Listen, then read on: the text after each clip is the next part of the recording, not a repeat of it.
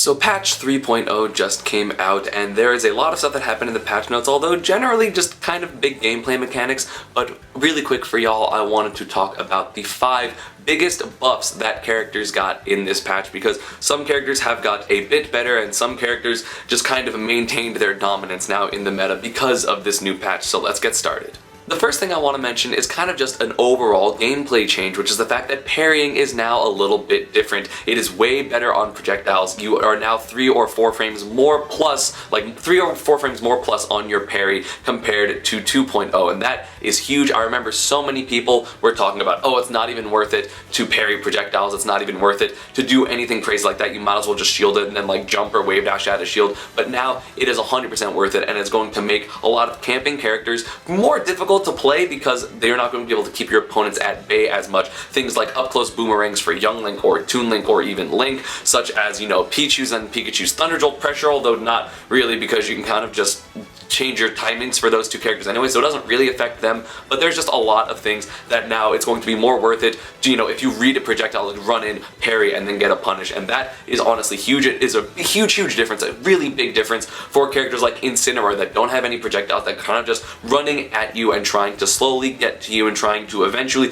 reach you and then do their damage. But they struggled a lot with a lot of the zoner characters because they would constantly get thrown away and away, or rather throw projectiles at them and just get hit and get hit and get hit, and then suddenly jump over the opponent, and now you're just back at square one, and it's really difficult for slower characters to catch up. But now, because of the patch, parrying is going to be much more influential in these matchups and for these characters, so it is going to be a lot healthier. We're not going to have generally as much camping as we were already in the 2.0 meta, although I think that was kind of overblown in the first place. Next up is going to be the second mechanic change, and that is going to be almost universally every single projectile does less shield damage and thereby shield stun in this game. So things like, again, Pikachu and Pichu Thunder Jolts, basically every single projectile, you have Snake's Grenades, you have Mewtwo Shadow Ball, Samus Charge Shot, those do significantly less damage on shield. I remember seeing one with Samus where like a full charge shot would chunk about 2/3 to 3/4 of someone's shield, and now it does less than half, and that is a huge difference. It is going to be much more comfortable to stay in shield against zoning characters,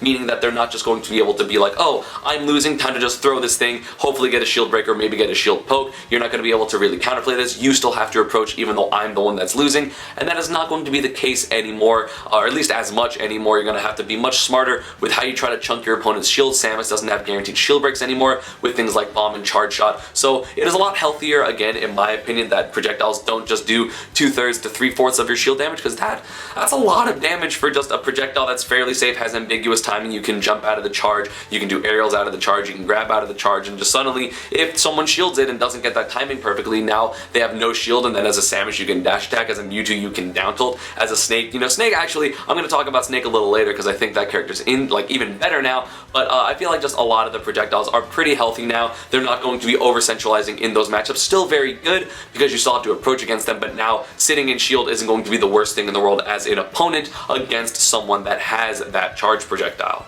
Unfortunately, that does make Samus worse in my opinion, so unfortunately, rest in peace her dreams again. Hopefully she'll get buffed in future patches, but Mewtwo actually got some interesting ones to kind of make up for his projectile loss. Mewtwo is probably the character with the most intentional buffs that actually matter for this character, and let me go over them real quick. First off, his neutral B is now stronger. His Shadow Ball literally sends people farther, and that is kind of crazy because that move already really strong, but Mewtwo is actually able to get a benefit from now. You know, the obviously, as I mentioned, all the projectiles are worse, so you're not going to be chunking people's shields as much with Mewtwo Shadow Ball, but when you get those hits, or air dodge reads, or landing traps, it is going to hurt so bad against Mewtwo. Next up, his forward tilt and up air did get more power, and power in this instance is actually going to be damage, because the wording is always ambiguous with these patch notes, but they do more damage, which means that your combos with up air enders are going to be better. They're going to do more damage, and you're going to be able to get more damage off of multiple strings, and that will add up over time.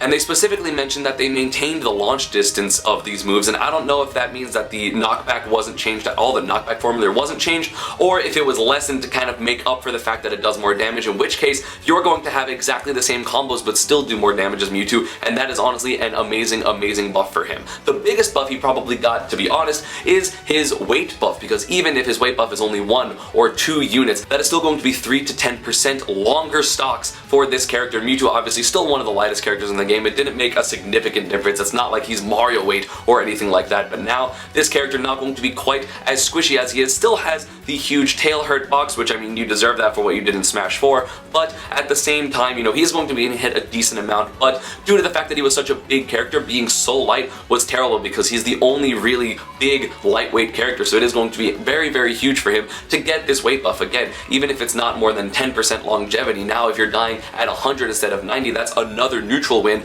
that your opponent has to get, and that is difficult versus Mewtwo considering the fact that he still has an amazing down tilt, an amazing projectile, a command grab in his side B, really good normals in general, so it is difficult to win neutral versus this character, and if you have to do that one more time, that can be really, really crucial for him. And unfortunately, if you are looking for more mid-tier characters that are going to be rising up the ranks with their buffs, my list of those ends at Mewtwo, because now I want to talk about two characters already pretty strong in the meta, and they unfortunately did get better, and that is going to be Olimar and Snake, the finalists of Pound. Olimar had a glitch, kind of, in the 2.0 patch that didn't allow his smash attacks to get stronger as you charge them, probably due to the fact that they were projectiles, because I know Snake's up smash is similar, but so he would get a shield break or he would get like a really hard read and would charge a forward smash because you were going to roll, and it didn't do anything more than if he just waited there and did a not charged one. So unfortunately, those all got stronger, his up smash, his down smash, and his forward smash. So now down smash, if you have like double purple, will actually just break shields if he reads a sidestep. It is really, really scary. Now he's going to be doing more damage with hard reads. He's going to be more damage if he gets a shield break or if, you know, charges an up smash for like an anti-air. So you're going to have to be scared of this character. Granted, his forward smash did get weaker on shield, which is a big deal because now he can't just like spam a fairly safe, you know, move on shield that also will kill you from far away, which is kind of nice. And I know some Olimars are complaining about that, but I feel like that's overall a pretty good change for Olimar. Like definitely more advantageous than disadvantages for this patch. Especially considering the smash attack that most people are complaining about is up smash, and that didn't get touched at all. It actually has the same amount of shield stun,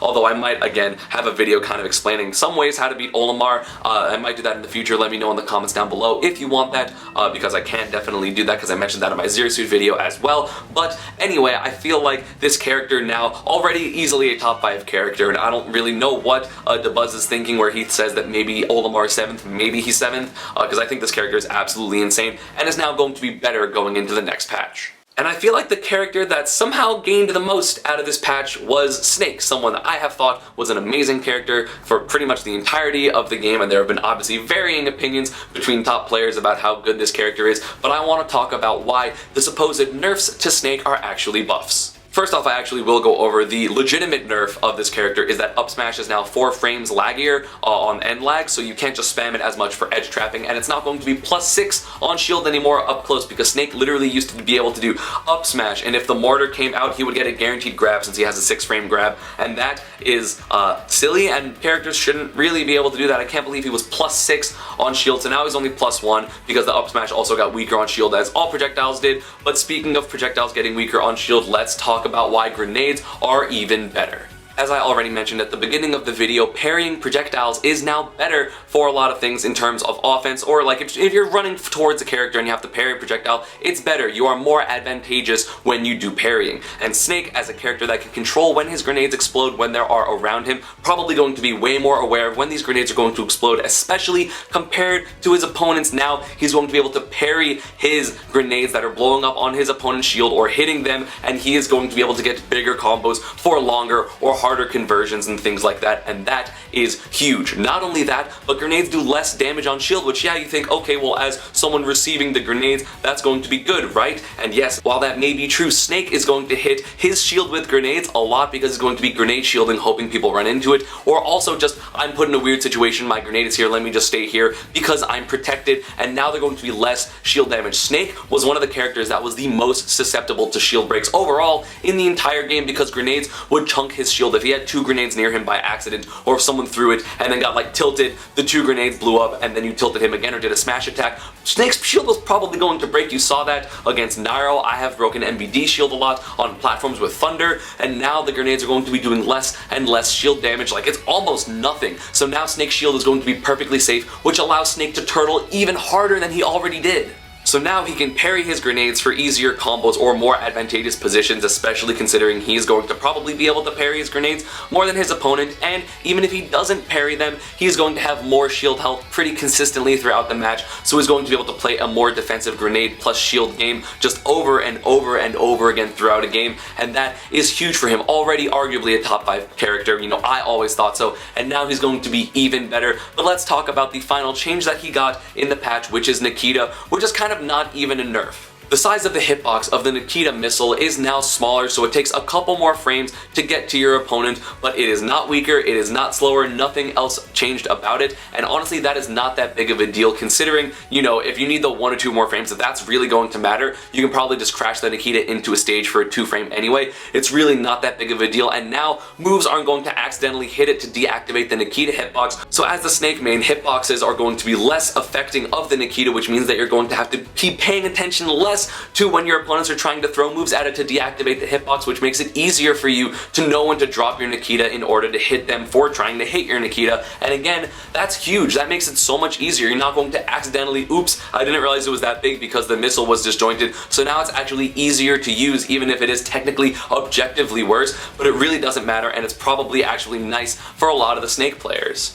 And you know, closing thoughts on the patch, I really do see a lot of people complain like, oh, they didn't do enough in this patch, they didn't nerf Wolf or Pichu or Olimar, and hell, like even I had my video where I expected things to be nerfed, but honestly, they don't want to over-nerf, they don't want to kill characters before a game's meta really has a chance to develop. Again, it has literally been less than 6 months since this game has come out. That is not a lot of time, and they don't want to change things that drastically. It seems like they're doing small little buffs and nerfs here and there, like Wolf's down smash is technically worse, even though applicably it really doesn't matter because it's only a 3 or 5% difference or something like that. So they really don't want to hurt characters like that. They want to do small incremental changes, kind of change the overall gameplay of the game to make things a little bit faster, make things a little bit smoother or what they want it to be, and then they can really get into those character nitty gritty. And I'm honestly pretty happy with this patch. I think the meta is very healthy right now. There's a lot of people playing certain matchups very bad, including myself with Peach, but you know, you see a lot of people complain about Olimar but not know how to get out of stuff. You see people complain about Pichu but not SDI Lightning loops. You see people complain about Snake but really don't study that matchup well enough to play against it, and they're looking for